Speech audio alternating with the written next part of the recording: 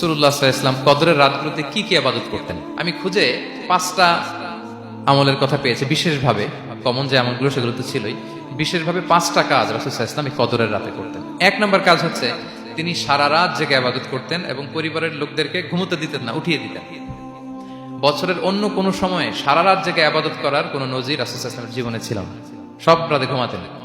আমি জোহর বারুতে একটা কনভেনশনে the daily routine of prophet সাল্লাল্লাহু আলাইহি ওয়াসাল্লাম একটা আলোচনা করেছিলাম, যেখানে রাসূল সাল্লাল্লাহু আলাইহি ওয়াসাল্লামের দৈনন্দিন জীবনের রুটিন আলোচনা করেছিলাম। সেখানে আমরা বলেছি যে রাসূল সাল্লাল্লাহু আলাইহি ওয়াসাল্লামের দৈনন্দিন অভ্যেস ছিল তিনি এশার পরেই তাড়াতাড়ি ঘুমিয়ে পড়তেন আর মিড নাইটে উঠতেন। রাসূল সাল্লাল্লাহু আলাইহি ওয়াসাল্লামের কর্মদিবস শুরু হতো মিড নাইটে। আমাদের তো সকালে আরো অনেক পরে শুরু হয়, রাসূল সাল্লাল্লাহু আলাইহি ওয়াসাল্লামের কর্মদিবস শুরু হতো বেসিক্যালি মিড নাইটে।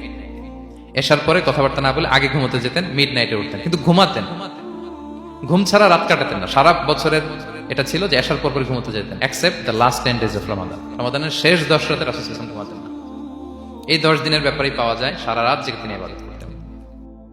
আম্মা জান আয়েশা রাদিয়াল্লাহু তাআলা আনহা বলেন, ইদা দাখালাল আশরু আহিয়াল লাইলা ওয়া আইকাযা আহলা ওয়া জাদ্দা ওয়া শাদ্দাল মিজার। রমাদানের শেষ দশক যখন আসতো রাসূল সাল্লাল্লাহু আলাইহি ওয়াসাল্লাম সারা রাত জেগে ইবাদত করতেন। পরিবারের সদস্যদেরকে জাগিয়ে তুলতেন, স্ত্রীদের ঘুমাতে দিতেন না, জাগিয়ে তুলতেন। ফাতেমা রাদিয়াল্লাহু তাআলা আনহার ঘর পাশেই ছিল, তাদেরকে যে জাগাতেন এবং নিজে সারা রাত ইবাদত করতেনই।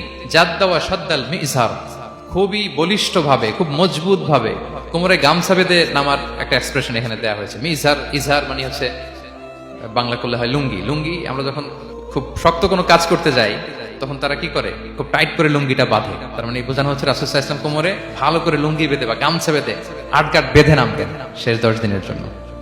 এই সময় তিনি মানে কাউকে কেমন যেন চিনতেন না, সবসময় ইবাদতে মগ্ন থাকতেন। এটা আমরা করতে পারি যে শেষ 10 দিনে, আর যেহেতু 3 দিন বাকি, আমরা একটা স্পেশাল প্ল্যান করতে পারি যে আমরা আমাদের সর্বোচ্চটুকু উজাড় করে দিয়ে লাস্ট 10 days অফ রমাদানের এই বরকত আমরা হাসিল করবো, এটা যেন আমাদের মিস না হয়। তাহলে এটা আমরা একটা পেলাম। 2 নম্বর হচ্ছে ইতিকাফ করা। রাসূলুল্লাহ সাল্লাল্লাহু আলাইহি ওয়াসাল্লাম রমাদানের শেষ 10 দিন ইতিকাফ করতেন। আমাদের আয়েশা রাদিয়াল্লাহু তাআলা বলেন, কানা ইয়াতাকিফুল আশরাল আওয়াখির মিন রমাদান। রমাদানের শেষ দশকে তিনি ইতিকাফ করতেন হাত্তা তাওয়াফাহুল্লাহ, ওনার ইন্তেকালের আগ পর্যন্ত এই অভ্যাসটাই তিনি জারি রেখেছেন। সুম্মা আতাকাফা আজওয়াজুহু মিন বাদি, তারপরে ওনার স্ত্রীরা ইতিকাফ করেছেন। আর 3 নম্বর হচ্ছে রাসূল সাল্লাল্লাহু আলাইহি ওয়াসাল্লাম এবং জিবরাইল আলাইহিস সালাম যৌথভাবে কোরআন রিভিশন করতেন। খুব ইন্টারেস্টিং। সারা বছর যেটা নাজিল হতো রমাদানে জিবরাইল আলাইহিস সালাম রাসূল সাল্লাল্লাহু আলাইহি ওয়াসাল্লামকে শোনাতেন, রাসূল সাল্লাল্লাহু আলাইহি ওয়াসাল্লাম আবার জিবরাইল আলাইহিস সালামকে শোনাতেন। সহিহ বুখারীর বর্ণনা, কানা জিবরিলু ইয়ালকাহু ফি কুল্লি লাইলাতিন মিন রমাদান ফায়ুদারিসুল কুরআন। রমাদানের প্রতি রাতে এসে রাসূল সাল্লাল্লাহু আলাইহি ওয়াসাল্লামের সাথে কোরআন মুদারাসা করতেন। সহিহ মুসলিমের বর্ণনায়, আন্না জিবরিল কানা ইউআরিদুহু বিল কুরআন কুল্লা আমিন মাররা। প্রতি বছর রমাদানে একবার শোনাতেন বা শুনিয়েছেন, যে বছর তিনি ইন্তেকাল করবেন তিনি 2 বার শুনিয়েছিলেন। 4 নম্বর কিয়ামুল লাইল করা। রাসূল সাল্লাল্লাহু আলাইহি ওয়াসাল্লাম কিয়ামুল লাইল করতেন এবং কিয়ামুল লাইল শব্দটাকে রাসূল সাল্লাল্লাহু আলাইহি ওয়াসাল্লাম কদরের সাথে জুড়ে দিয়েছেন। সহিহ বুখারীর বর্ণনায় তিনি বলেছেন, মান কামা লাইলাতাল কদরি ঈমানা ওয়া ইহতিসাবা গুফিরা লাহু মা তাকাদ্দামা মিন যামবি। কদরের রাতে যে কিয়ামুল লাইল করে বিশ্বাস নিয়ে এবং নাজাতের প্রত্যাশা নিয়ে, তার পূর্বের সমস্ত গুনাহ আল্লাহ তাআলা ক্ষমা করে দিবেন। ইসলামের রাতের নামাজ কিয়ামুল লাইল যে কত সুন্দর ছিল, কত দীর্ঘ ছিল, লম্বা ছিল, আমায় জিজ্ঞেস করুন, আমি বলে বোঝাতে পারবো না। 5 নম্বরে রাসূল সাল্লাল্লাহু আলাইহি ওয়াসাল্লাম দোয়া করতেন।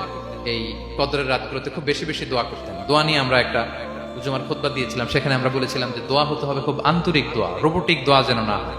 আপনার আবেগ, ভালোবাসা, মনের মাধুরী মিশিয়ে, চোখের পানি মিশিয়ে, অশ্রু সিক্ত করে এই দোয়াটা করতে হবে, তাহলে সে দোয়া আল্লাহর কাছে কবুল হবে।